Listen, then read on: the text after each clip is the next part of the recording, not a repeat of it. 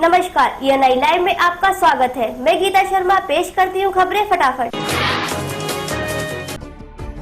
कांग्रेस उपाध्यक्ष राहुल गांधी बुलंदशहर में road show करने पहुंचे। हमेशा की तरह पीएम पर हमला बोलने वाले राहुल गांधी ने इस बार पीएम मोदी की तारीफ की। सर्जिकल स्ट्राइक पर बोलते हुए उन्होंने कहा कि प्रधानमंत्री मोदी ने बिल्कुल सही कदम उठाया है। राहुल गांधी ने कहा कि 2.5 साल में पहली बार उन्होंने प्रधानमंत्री वाला एक्शन लिया है।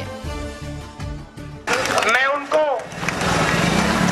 धन्यवाद देना चाहता हूं कि उन्होंने 2.5 साल में पहला एक्शन लिया है जो प्रधानमंत्री के लायक एक्शन है, और मेरा उनको पूरा समर्थन है। और पूरा हिंदुस्तान, कांग्रेस पार्टी, पूरा हिंदुस्तान उनके साथ इस बात में खड़ा हुआ है। बांदा में एक प्राइवेट बस से युवक को कंडक्टर ने महज 2 रुपए के लिए बस से नीचे फेंक दिया, जिसमें बस से कुचलकर युवक की मौत हो गई। बताया जा रहा है युवक अपने गांव जाने के लिए प्राइवेट बस में चढ़ा था। किराए में 2 रुपए कम होने पर उसने कंडक्टर से मिन्नतें की, लेकिन कंडक्टर ने उसे नीचे फेंक दिया। घटना ने पूरे जनपद को झकझोर के रख दिया है।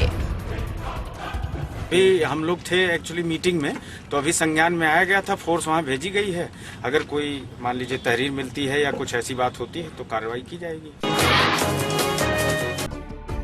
सेना द्वारा पीओके में की गई सर्जिकल स्ट्राइक में आतंकियों के मारे जाने पर उरी हमले में शहीद हुए जौनपुर के सपूत राजेश सिंह के परिवार ने कहा कि उरी में शहीद हुए जवानों को सेना ने सच्ची श्रद्धांजलि दी है। वहीं शहीद के परिवार की माने तो इस कार्रवाई से उनका दुख काफी हद तक कम हुआ है।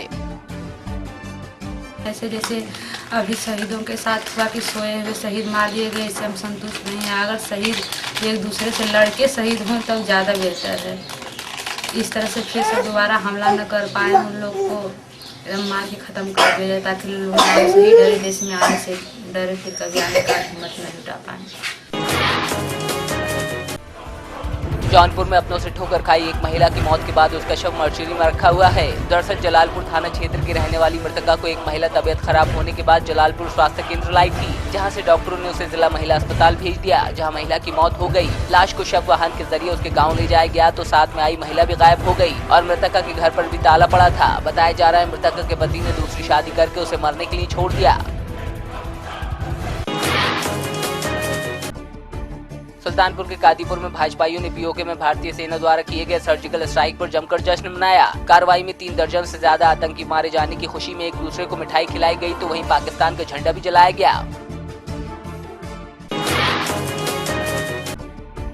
भाजपा प्रदेश अध्यक्ष केशव प्रसाद मौर्य अपने 1 दिवसीय दौरे पर अमेठी पहुंचे, जहां भाजपा कार्यकर्ताओं ने उनका जोरदार स्वागत किया। उद्योगपति और भाजपा नेता राजेश मसाला के यहां आयोजित रजाई वितरण कार्यक्रम में वो बतौर अध्यक्ष मौजूद रहे। इस दौरान केशव प्रसाद मौर्य ने सपा, बसपा और कांग्रेस को जमकर आड़े हाथों लिया। भारतीय जनता पार्टी ने जो गरीब कल्याण वर्ष मना करके गरीबों के लिए अपना समर्पण करने का काम किया है, हम गरीब की आंखों में खुशी के आंसू लाने के लिए सर्वस्व अपना लगा करके, अपनी पूरी पार्टी की ताकत लगाकर काम करना चाहते हैं। अखिलेश सरकार प्रदेश के गरीबों को लूट रही है, भाजपा सरकार आएगी तब गरीब का भला होगा। मथुरा में डिप्लोमा इंजीनियरों ने अपनी 14 सूत्रीय मांगों को लेकर धरना प्रदर्शन किया। प्रदर्शनकारियों ने कहा कि उनकी लड़ाई यूपी सरकार से है, क्योंकि सरकार उनसे काम तो करवाना चाहती है लेकिन ग्रेड पे नहीं देना चाहती। डिप्लोमा इंजीनियरों ने कहा कि अगर उनकी मांगे नहीं मानी जाती तो बड़ा आंदोलन किया जाएगा। बलिया के रसड़ा विधायक उमाशंकर ने शहीद आर.के. यादव के परिजनों से मुलाकात की और उन्हें सांत्वना दिया। विधायक ने शहीद के परिवार को आर्थिक सहायता भी दी। उधर पीओके में सर्जिकल स्ट्राइक के बाद शहीद आर.के. यादव के गांव में खुशी का माहौल देखने को मिला।